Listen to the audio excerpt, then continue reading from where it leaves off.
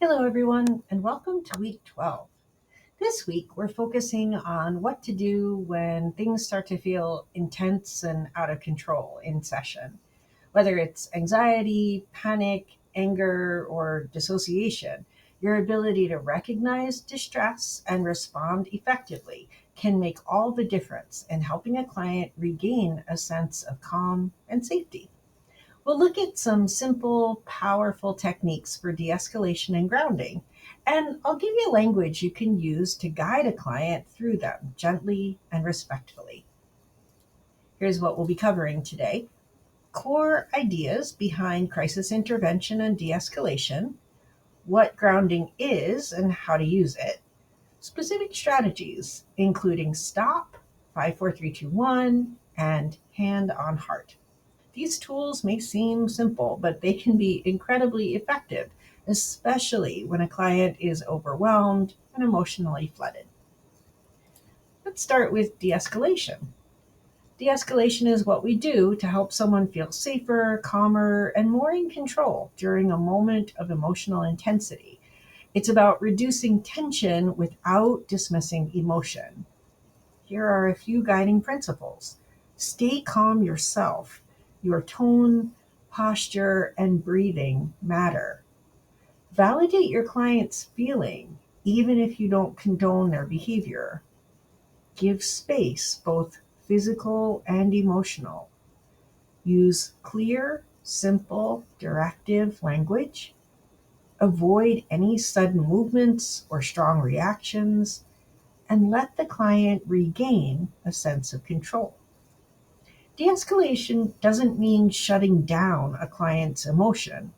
It means helping the client stay in their window of tolerance so the emotion can be processed instead of exploding or shutting down. Sometimes clients in distress may yell, withdraw, cry, or go silent. Whatever it is, you don't need to fix it, but you do need to stay present and grounded. Try saying things like, "It's okay to feel overwhelmed. I'm here with you. Let's take a moment together." Or, "Would it help to take a breath before we keep going?" De escalation works best when you stay curious, non judgmental, and consistent. You can also support de escalation by making small environmental or structural changes. Offer a glass of water, suggest a brief pause or grounding activity, slow your own speech. Give the client a choice. Would you rather keep talking or just sit quietly for a minute? Even subtle adjustments can shift the tone. When a client feels emotionally safe, they're more able to stay engaged in the work. One of the most powerful things you bring into a session isn't a technique or a theory, it's your own nervous system. Your nervous system helps regulate the client's. This is called co regulation, the idea that people can borrow calm from each other.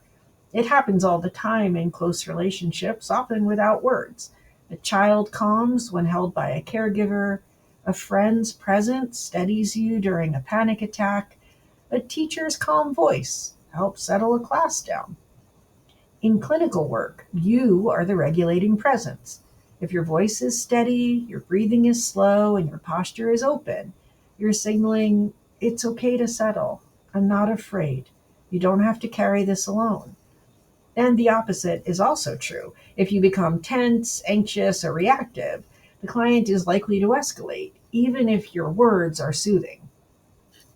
Before you try to ground a client, take a moment to ground yourself. Even a single breath can shift your tone and your presence. You don't have to be perfectly calm, you just have to be steady enough to offer safety. This is especially important when working with clients who've experienced trauma, who may be hyper aware of subtle cues like tone, pace, or body language. Your calm isn't just a tool, it's an intervention. And of course, if the client's distress seems to be increasing or feels unsafe, don't go it alone. Let your supervisor or field instructor know. Use your agency's crisis protocol. Stop is a quick cognitive strategy for managing strong emotions. Each letter stands for a step. S is stop. T, take a breath. O, observe. What am I thinking or feeling? The first P is pull back. What would someone else say about this situation? The second P is practice what works. What's the best thing to do right now? You can guide a client through it step by step, and over time, they'll internalize the sequence and be able to use it independently when overwhelmed. Stop is especially useful for clients who benefit from structure in moments of emotional reactivity. Common populations that would respond well to this intervention: uh, adolescents, trauma survivors, anyone prone to shutdown or spiraling. 54321 is a sensory based grounding technique that helps a client anchor themselves in the present moment using their five senses. Five things you can see, four things you can feel, three things you can hear, two things you can smell, one thing you can taste. You can guide a client through this slowly, pausing after each prompt. It works best when you model a calm tone and give them time to notice.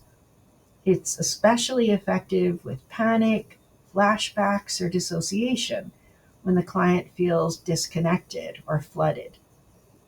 One of the things that I often do with my clients who are trauma survivors is ask them what sense they might have a positive association with. And then I keep some essential oils in the office that we can use when the client is flooded. So, for example, if lemon has a positive association for the client, if they need grounding, we can just pull out that essential oil and they can sniff it and help themselves calm down. The hand on heart technique uses self touch and breath to calm the nervous system and generate a sense of safety and connection. Here's how to guide a client through it. Place one hand over your heart and the other over your belly. Take a few slow breaths. You can say to yourself, I'm here, I'm safe, I can handle this. It may feel awkward at first, but many clients, especially those with trauma histories, find that it's soothing and powerful. Let your clients know it's okay to try it in their own way or opt out if it doesn't feel right. The goal is to find what helps them come back to the moment. Not every client will respond positively to every intervention. So, part of your mission is to figure out what works for this particular client and use what works. As you try these skills this week in your role plays, your field placement, even in your own life, I hope you'll remember this. Crisis skills aren't just for emergencies. They're part of how we show up with calm, compassion, and containment. They help us hold space for big feelings without being consumed by them. As always, please take your time with the module content. Reach out in the Q&A forum if anything is unclear, and of course, send me an email if you'd like some additional support. You're doing great work. See you again next time.